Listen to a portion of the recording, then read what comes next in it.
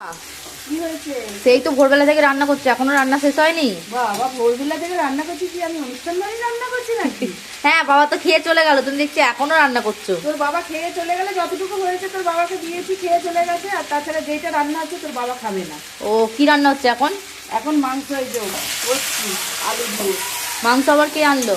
মাংস তোর ভাইকে দিয়ে আনালাম। আর কাল পরশু এখন দুদিন তো খাবি না তোরা, না, ওই জন্য আজ একটুখানি মাংস আনালাম, আলু দিয়ে ঝোল করব, খাবি। আর এই যে পেঁয়াজ কলি আর হচ্ছে কড়াই শাক দিয়ে ভেজেছি, কড়াই শাক একটুখানি হয়ে গেছে। পেঁয়াজ কলিটাই দেখতে পাচ্ছি তো আমি খালি। কড়াই দিতেই খেয়ে নিয়েছে, একটুখানি হয়ে গেছে। ফুলকপি ভাজা একটুখানি, বাবা খেয়ে গেছে। হ্যাঁ ওই খেয়ে গেছে, হয়েছিল। আর এই যে তোর বাবার ঝোল করেছিলাম, কাঁচকলা পেঁপে আলু ডাঁটা দিয়ে একটুখানি ঝোল করে দিয়েছিলাম, সজনা ডাঁটা দিয়ে।